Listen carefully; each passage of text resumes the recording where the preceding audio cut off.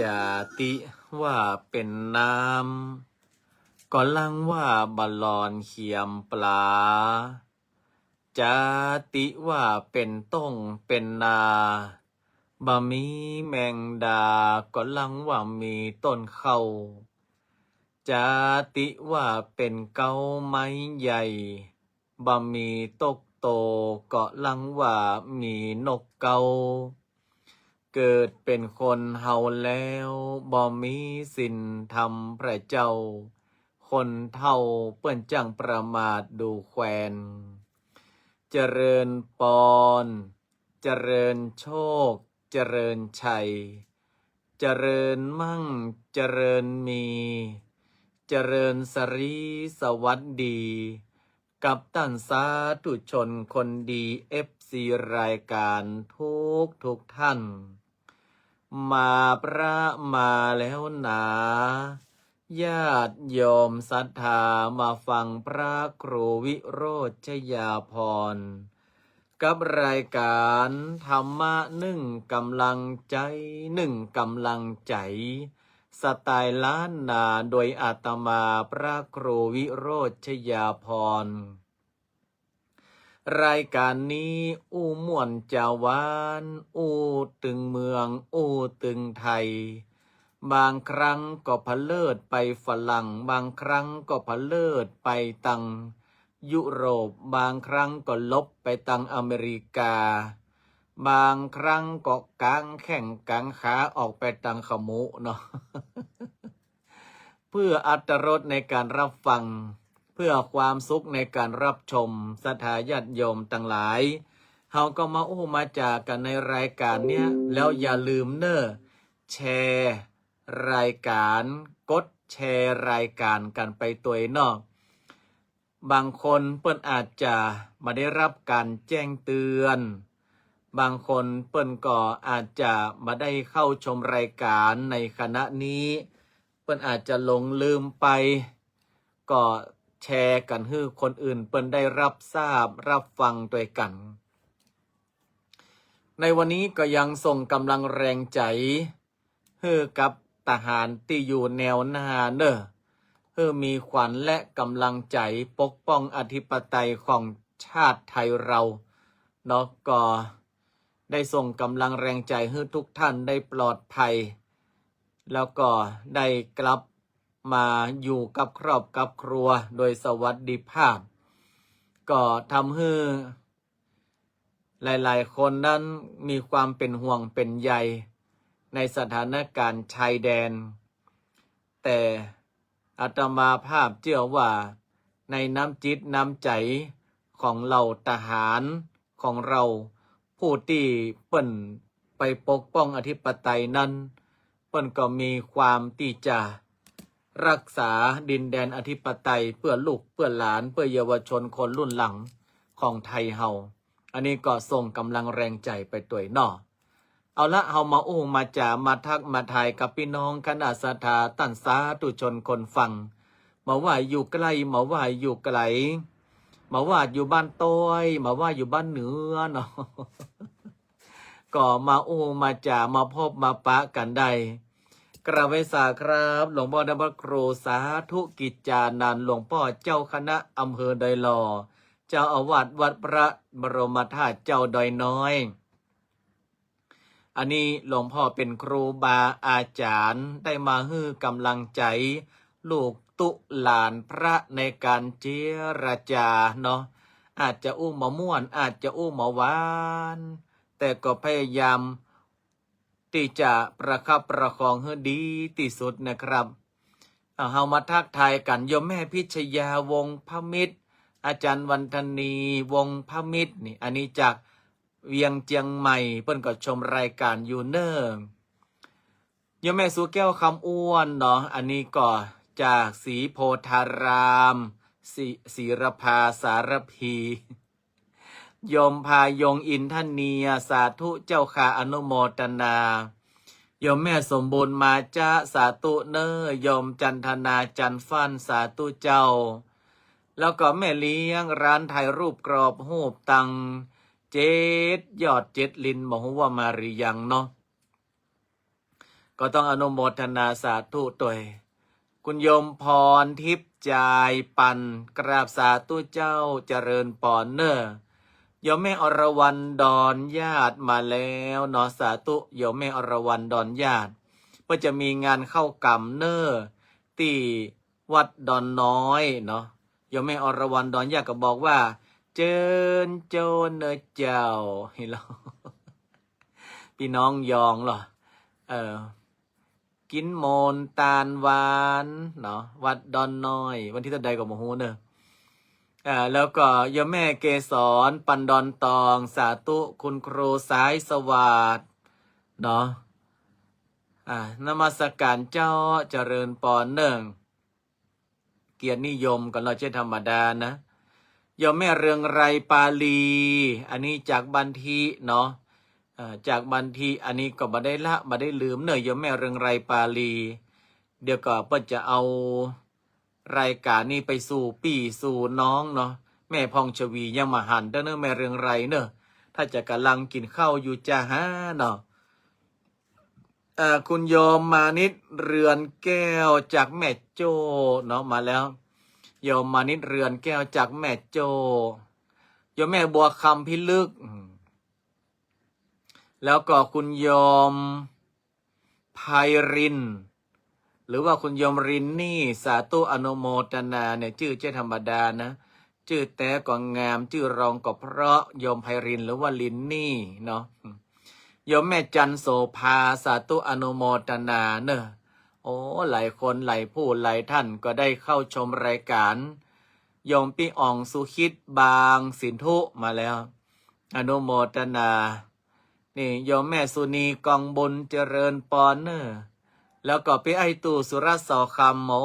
มาแล้วพี่ไอตู่สุรสอคำจากวิเวกวนาราม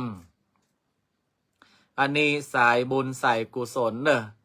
รับใช้ทั้งภารกิจเบื้องบนรับใช้ทั้งภารกิจสนองงานคณะสงฆ์ปาศรัทธาปาปี่ปาน้องไปฟังเทศน์ฟังธรรมบ่เคยขาดเนาะแล้วก็รับใช้อย่างประเทศชาติบ้านเมืองด้านการศึกษานี่พี่ไอตู่สุรสอคำนะถ้าอาตมาภาพเป็นผู้จัดการเงินเดือนเดือนละสัก100,000ก็มั้ง หลายนาตียังแม่อำพรกันทมีเจริญปอนอันนี้จากแม่อำพรกันทมีแม่สุนีจากสันทรายจังใหม่แม่คำน้อยแม่แจ่มก็มาแล้วนะถ้าจะหนาวนักแกนเด้อทั้งอำเภอแม่แจ่มพวกนั้นเนาะแม่แจ่มแม่นาจรนี่ไอโอนกู้ภัยตอนนี้ไปอยู่ที่ไหนอยู่ที่ใดกู้ภัยทางใดเนาะหรือว่ามายืนยัดเฝ้าอยู่ที่อุโบสถดอนตองแล้วก็ตอนที่เข้ามาแล้วก็ทักทายปราศัยกันเข้ามาได้โอ้หลายๆคนก็บอกว่าช่วงนี้บึดหนาวบึดร้อนเนี่ยกรมอุตุมันบอกว่าฝนจะตกแล้วก็จะหนาวลง2-4 องศาดังที่อาตมาภาพได้ว่าไปก็ต้องรักษาสุขภาพกันตัวเนาะเซเว่นมันมีกุยางในห้างนะแต่สุขภาพบ่มีขายเฮ้ยฉะนั้นเราก็ต้องรักษาต้องเอาสุขภาพของเราไว้ก่อนในวันนี้อาตมาภาพจะมาอู้เรื่องราวให้ท่านทั้งหลายได้ฟังเรื่องของการพินิจพิจารณาให้ท่วนทีทำไมอาตมาภาพถึงเอาเรื่องนี้มาอู้ให้ฟังเพราะบัดเดี๋ยวนี้สื่อสารโซเชียลนี่มันเวยเรื่องแต่เรื่องปลอมเรื่องแต่งเรื่องสร้างเฮาก็บ่สามารถที่จะแยกแยะได้เนาะอันนี้ไผนี่ปูปานอันนี้ตังปูปานเนอะเนี่ยบางทีเราจะต้องพินิจพิจารณาแล้วก็ค่อยๆฟังค่อยๆพิจารณาไปตุเจ้าที่เปิ้นเป็นตึงปีตึงเปื้อนเนาะหมายความว่าเปิ้นแก่เหลือแต่ก็อู้กันได้ทุกเรื่องเป็นทั้งปีทั้งเปื้อนเปิ้นก็โดนอย่างก็มิจฉาชีพวะโดนมิจฉาชีพเปิ้นมาจุมาหลอกมาหลายเสี่ยงเงินถึงหมดบัญชีของอาตมาภาพก็โทรศัพท์มาเหมือนกันนะ สงสัยเป็นเบอร์มิจฉาชีพสงสัยเป็นเบอร์สแกมเมอร์อีหรอแล้วมันจะมาเอาไอ้หยังกับพระครูวิโรธสถาญาติโยมทั้งหลายเงินคำกำแก้วเนาะโอ้ยธนาคารเพิ่นประจะห้องไปอู้สักวันนะเพิ่นบอกว่าปิดแห่บ่สตังค์เหลือ100ปลายอีวะ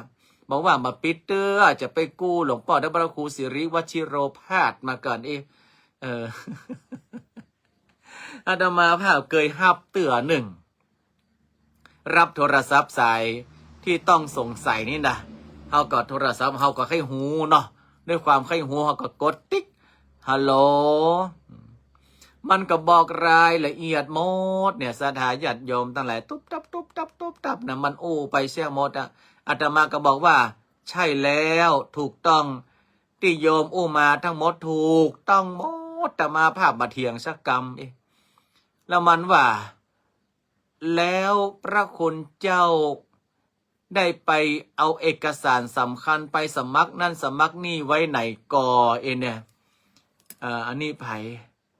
อ๋ออันนี้เปิ้นฮ้องว่าหายใจมาออกบอกน้องบอลเนาะอาตมาภาพก็บอกว่าโอ้อาตมาภาพทำธุรกิจหลายอย่างเขาก็ไปด้วยมันเนาะก็มันหาว่าท่านเอาเอกสารสำคัญเอาให้ใครไปอะไรหรือเปล่าตอนนี้ชื่อของท่านเนี่ยมันปรากฏนะเนี่ยโอ้อาตมาภาพก็บอกว่าอาตมาภาพทำธุรกิจหลายอย่างนะเนาะโอ้มาเดียวนี่นะลงทุนกับมาร์คซิกเกอร์เบิร์กแล้วก็มาลงทุนกับอีลอนมัสก์แล้วก็ไปลงทุนนะมาเดียวเสี่ยงตังเป็นหลายร้อยล้านนะโลเขาดึงว่าคือมันนะอาตมาภาพก็บอกว่าไผจะเอาไปพ่องนะมาเดียวนี่นะโอ้สตังก็กองโกะกองกดบอกว่าจะเอาไว้ไหนโยมใครได้มันกดว่าอันนี้ผมเป็นร้อยตำรวจเอกนะครับไม่ใช่เพื่อนเล่นของพระคุณเจ้าลูกเฮาก็เป็นตู้เจ้าไม่ใช่เพื่อนเล่นของคิงอีกเอาตมาภาพก็มาจ้างว่าใดเนาะก็เลยบอกว่าโยมเฮ้ยกรรมุนนะวัตติโลโกเนอะสัตว์โลกเป็นไปตามกรรมนะทำดีได้ดีทำชั่วได้ชั่วมันว่าใดโหก็กูรู้แล้วอีวะ แล้วมันก็วางไปเหี่ยว่าชอบมงไม่ใช่ชอบมันนะชอบตัวเก่าเนี่ยโทรไปคือป่นได้ อันเนี้ยบัดเดียวนี้เรื่องจริงเรื่องเรื่องแต่งเรื่องสร้างเฮาก็จะต้องพิจารณาไม่ใช่ว่านับไม่ใช่ว่านับตัวไปเลยเนาะของบัดเดียวมันของที่ว่าสังคมบัดเดียวเป็นสังคมที่น่ากลัวแต่บ่ฮู้เล่นบ่ฮู้แม่นบ่ฮู้อย่าแต่ก่อนนี้มันปลอมเสียงบัดนี้มันหันแถวหน้าแถวตาปุ่นปากได้ตวงยุบแล้วมันก็มาใจตัวแต้เนี่ยคุณลุงสุภาพสืบสิริบุญชัยเนาะมันมาใจตัวแต้อย่ามันอันตรายนะในสังคมภาวะการปัจจุบันฉะนั้นเวลามีคนโทรมาอ้วยอย่างก้อยๆพิจารณาเปื่อนอาตมาภาพเนี่ยอย่างที่ว่าเนี่ยถึงเปื่อนอาตมาภาพขนาดเป็นตู้เจ้าระมัดระวังเรื่องนี้เป็นที่สุดไปเสียท่าพลาดท่าอย่างใดมาหัวก็ต้องไปแจ้งความจะต้องไปที่ธนาคารอันนี้สังคมมันน่ากลัวในสังคมภาวะการปัจจุบันนี่นะฟังให้ดีพิจารณาให้ดีอัน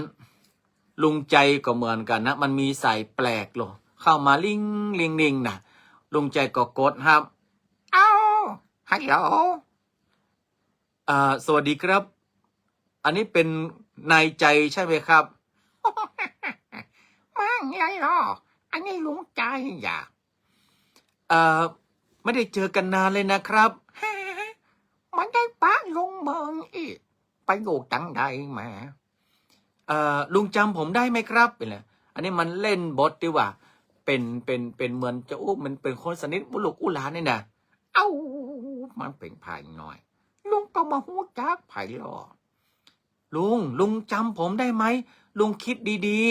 ๆตอนนี้ทางบ้านเป็นไงบ้างครับลาดยางหมดเลยหรอ แต่ก้อนเป็นลุงเป็นมงกะตอนนี้ลาดยางหมดแล้วไม่ใช่ครับลุงหมายถึงว่าทำอะไรกินครับว่าจะต้มยำไก่นะ ไม่ใช่ครับ หมายถึงอาชีพเอ้าอาชีพกะได้ไป2 ปีแล้วเนาะโอ้ยสแกมเมอร์กะว่าจะเล่นลุงใจโดนลุงใจเล่นปิกเห็นแล้วลุงใจเพิ่นก็มาเจอว่าเล่นน่ะเดี๋ยวเพิ่นบอกหูแต่อย่าลุงครับลุงจำผมได้ไหมคิดดีๆผมหลานลุงนะฮะมึงเป็นหลานกูกะใช่แล้วผมอยู่กรุงเทพไงลุงอะไรอยู่ไกลแต่ อู้ไอ้แซมบอกทำไมต้องอู้ไอ้แซมครับเอาก็อู้ไอ้แซมอย่างน้อยอ๋อลุงใจก็ฮือไอ้แซมอู้ไอ้แซมก็แต่งปลอมตัวแหละโอ้บานั้นมันฝังวางจัดเวยนี่ไอ้โอนกู้ภัยว่าลุงใจลูกตังใดแมวะลูกตังปลาลางไหม เนี่ยคุณลุงสุภาพว่าเป็นระบบ AI นะว่าเดียวมันแน่กลัวสถานญาติโยมนั่นแหละอาจจะมาภาพตึงใครปะฮอว่าใครกลัวเวลาสายแปลกๆเวลาไอ้อย่างที่มันบอกเข้าเก็บหรือว่าที่มันเกินจริงไปเนี่ยต้องระมัดระวังถึงแม้ว่าเงินเฮาบลายก็จริงเนาะแต่ว่าเฮาก็ต้องระมัดระวังตัวเก่าถ้าเป็นหลวงพ่อน้ำพระครูศิริวชิโรภาสนี่มาหายอันนี้ก็ต้องระวังให้ดีเนาะป้ารุ่งมาแล้วเบอร์ป้าทรงมาแล้วสาธุอนุโมทนาอันนี้เพราะว่าในสังคมบัดเดียวนี้มันหลอกลวงกันได้ง่ายมันหลอกลวงกันได้ง่ายเขาต้องพิจารณาเพราะว่าปิดให้ดีคือปากใช้ให้มากคือสมอง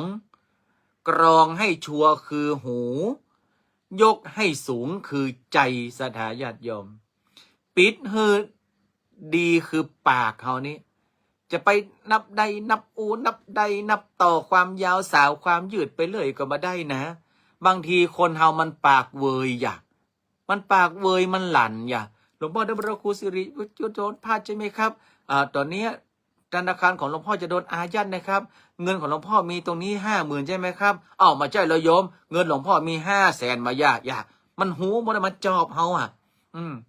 บางทีคนเฮาเนี่ยมันเวยแล้วไปปากเนี่ยนะมันมีอะไรอย่างน้อยมากกว่าใครใครสืบหรอมาเพ่ก่อนจันตามาเพ่ก่อนอันยังอันขอเด้อนี่หายนี่เนอะเฮา2 คนเนอะ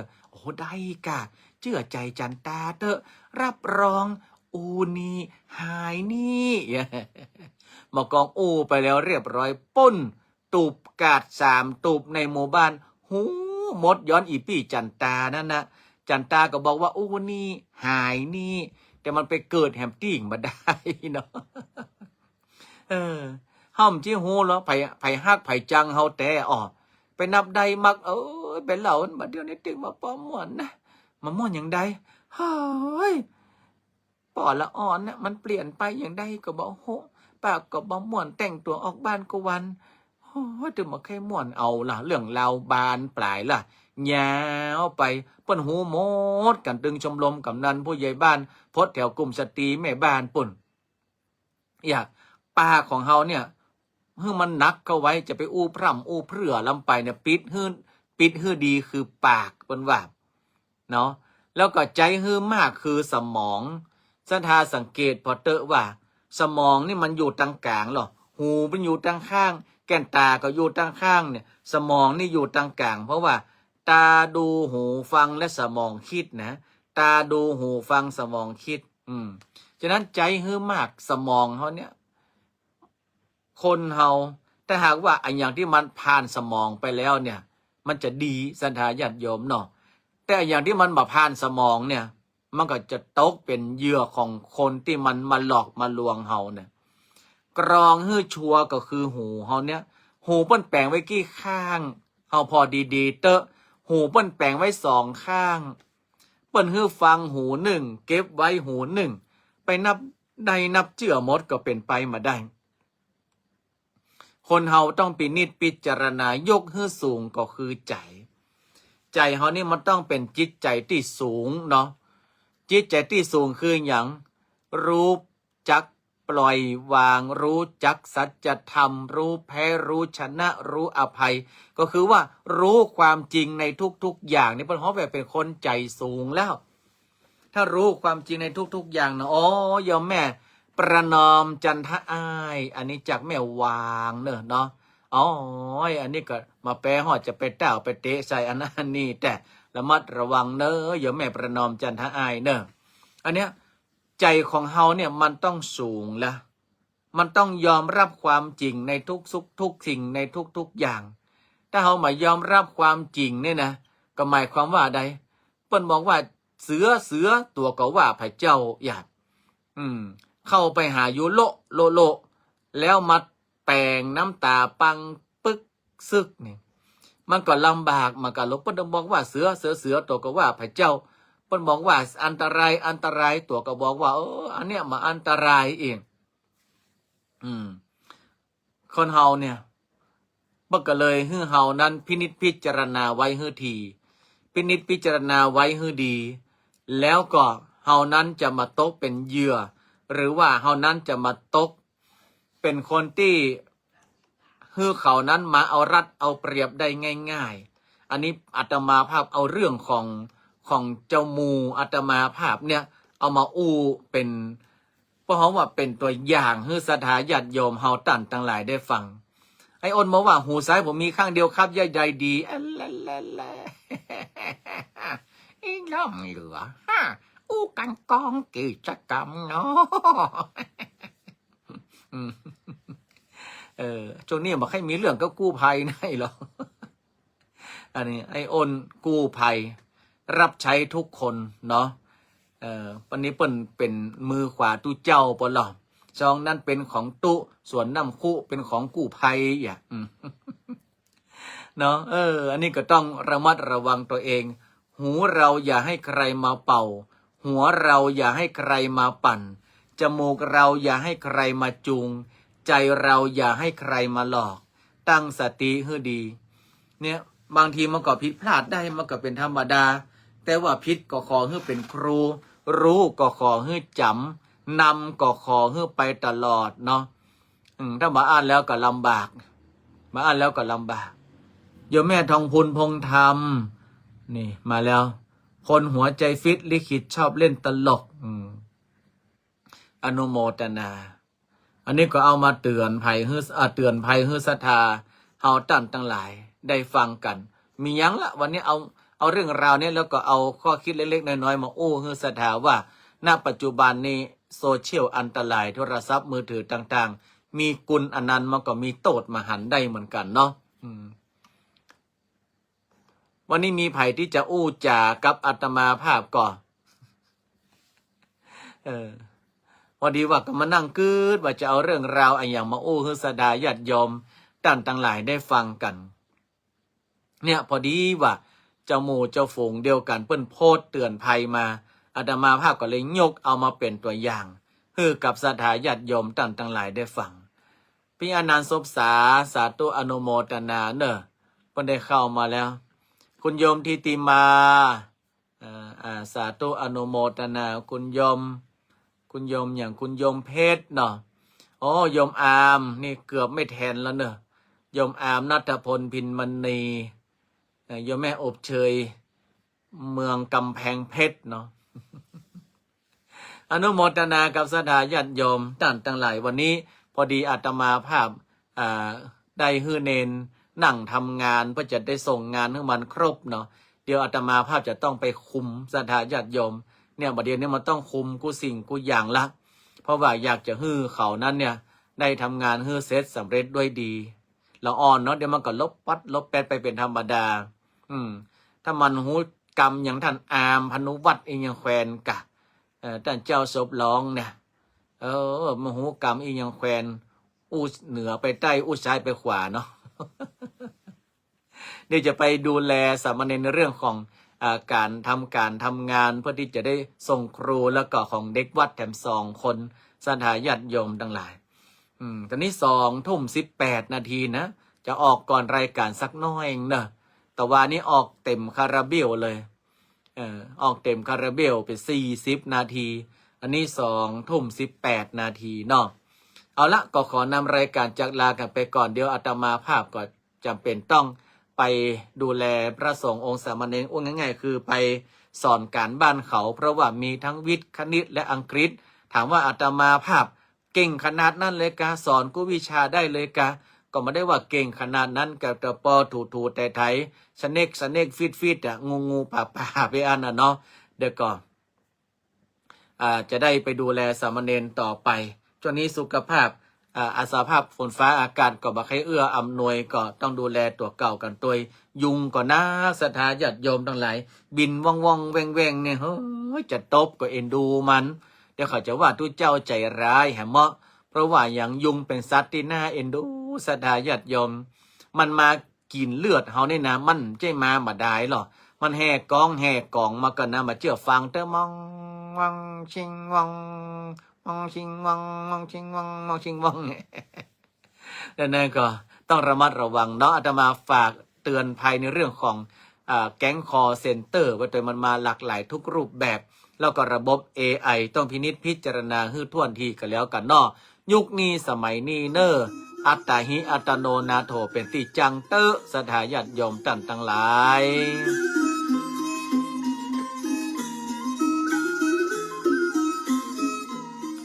นกลาป่าไม้ป่าสังลาหนองไก่ขอลากรดอนลาตุบห่างกบลาเข้าหูปูลาเข้าต่องกวางนกยางปอนลาป่าไม้ขอลาป้อน้อยขอลาป้อนานขอลากูห้อยคนฟังวันนี้บ่ตาวันหาปะกันใจชื่นใจบานปะกันวันนาเนอเดี๋ยวปะกันในวันพรุ่งนี้เวลาเดิมสำหรับในวันนี้บุญรักษา